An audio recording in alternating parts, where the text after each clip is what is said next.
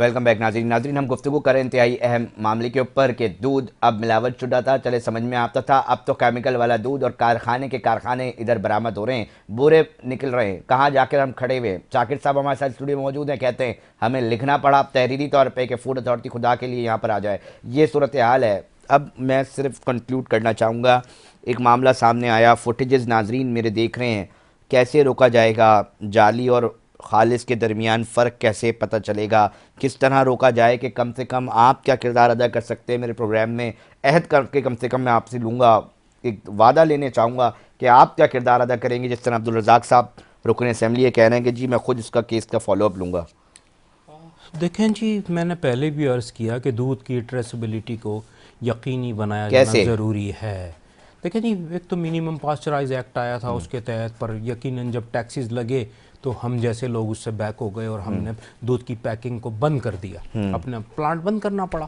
तो मैं उसमें ये कहूँगा कि हमें जो ये कार्रवाई हुई है इस पे बिला इम्तियाज़ कार्रवाई करनी चाहिए।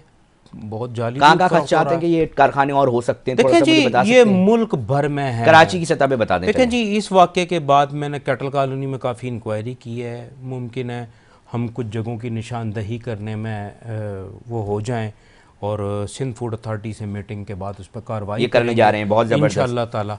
और मैं ये कहूँगा कि जैसे कि अब ये बताया गया कि जी उनके मुलाजमीन पे FIR हुई, मालिकान पे नहीं हुई, तो देखें आपको असल चेहरे सामने लाने होंगे, उन्हें कैफर किरदार तक पहुंचाना होगा, उन्हें इबरतनाक सज़ाएं देनी होंगी। और यकीनी तौर पे राजा रज़ाक साहब ने भी कहा कि हमारा कानून वो मकड़ी का जाला है जिसे जानवर फाड़ के निकल जाता है, तो हमें उन्हें कैफर किरदार तक पहुंचाना चाहिए।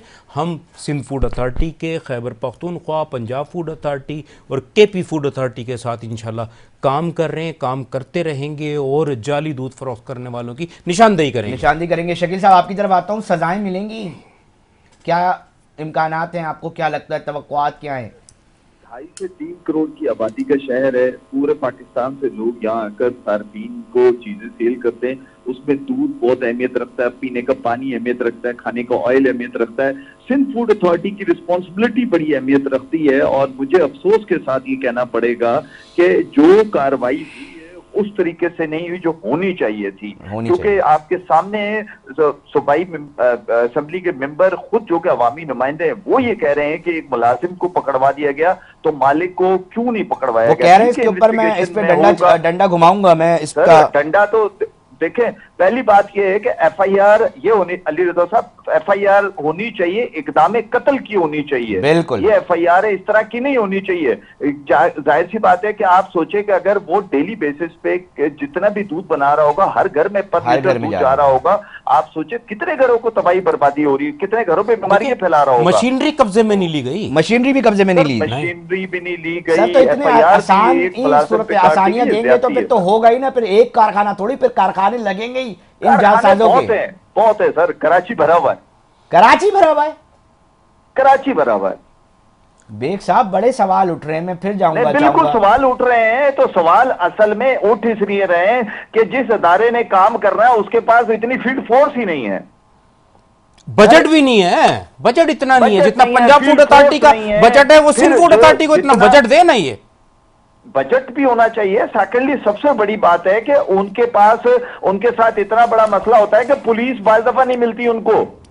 बाज़ दफा वो ली मार्केट में, ये जैसे बोल देना बड़ा आसान है, चूंकि शाकिर उमर गज्जर साहब ने भी कहा कि इतनी बड़ी मार्केट है, लेकिन मैं फिर भी वहां पर मैं सारी बातें होने के बावजूद भी एक क्रेडिट दूंगा कि कम अज कम उन्होंने कहा चले जी हम यहाँ लेबोरेटरी बना लेते हैं। तो मैं ये समझता हूं कि जब तक शहर में जगह जगह लेबोरेटरियां नहीं बनेंगी, जगह जगह मिडल मैन अपना दूध नहीं चेक करवाएगा, रिटेल की जगह पे चेक नहीं होगा, तो ये कभी भी मिलावट खत्म नहीं हो सकती और इंसानी जान का खतरा जो है उसके ऊपर सर में मंडलाता रहेगा। शकील साहब साथ ही रहिएगा। बिल्कुल लास्ट कमेंट में लेना चाहूँगा, अब्दुल रज़ाक साहब असेंबली में हैं आप, अवामी नुमाइंदे हैं, आवाज़ अब बुलंद करेंगे, कोई कानून साजी इसके ऊपर बननी चाहिए। सिंध फूड अथॉरिटी के ऊपर इंकशाफ हो रहा है कि अमले की कमी है, पैसों की कमी है, नहीं चला सकता, इंतहाई अहमियत का हामिल इदारा है। अब्दुल रज़ाक साहब असेंबली में भी आवाज़ उठाएंगे इसके ऊपर? जी रज़ा साहब, देखो ये इदारे सारे मौजूद हैं और इनको फंड्स भी मिल रहे हैं, जी। असल चीज है नीयत की, असल चीज है विल की, असल चीज हमको काम करने की जरूरत है। इदारों के साथ साथ हमारा माशरा भी तकरीबन कौमा में चला गया है। हमारे इस माशरे में हम हर बुराई को कबूल कर लेते हैं। हमारा जो आम पब्लिक है वो एक तो गरीब, वो अपने गुर्बत में, महंगाई में, पता नहीं किन किन इश्यूज में फंसा हुआ है। हम यहाँ लोगों पे वो करते हैं, लेकिन माशरे को भी इन्वॉल्व होना चाहिए, कम्युनिटी को भी इन्वॉल्व होना चाहिए, बहुत जबरदस्त इदारों बात। को भी इन्वॉल्व होना चाहिए। तब जाके हम इन बुराइयों पे, माशरती जो बुराइयां हैं, इनको हम इनका कुछ ना कुछ कर सकेंगे। दूसरी बात यह है, हमारे हाँ इस्तगासा इतना कमजोर होता है। फिर अगर कोई केस जाके जज के पास जाता है, तो जुडिशरी में भी मैं माजरत के साथ कहता हूँ कि वहाँ यह है कि भाई उनको अदम सबूत की बुनियाद पर, अदम फैलाने की बुनियाद पर, अदम गवाही की बुनियाद पर छोड़ा जाता है। तो इस तरफ ये क्रिमिनल्स को, माफियाज को जब उनको ठीक है, बहुत बहुत बड़े सवाल उठा रहे हैं नाजरीन। हम गुफ्तगू कर रहे थे, हमारे साथ स्टूडियो में शाकिर उमर गुज्जर साहब थे, अब्दुल रज़ाक साहब इसी हलके के एमपी हैं। हमने कोशिश की उनसे रब्ता किया जाए, उन्होंने भी एक अहम मामले के ऊपर जो है वो बात भी की और खुल के बात की। मुझे बहुत ज़बरदस्त लगा, ज़ाती तौर पर नाजरीन को भी यकीनी तौर पर बेहतर लगा होगा। शकील बेग साहब थे जो कि कंज्यूमर की आवाज़ बनते हैं। हमारी दुआ क्या है, हमारी कोशिश क्या है, सिर्फ ये कि इस शहर के अंदर कुछ मुस्बत तब्दीली आ सके।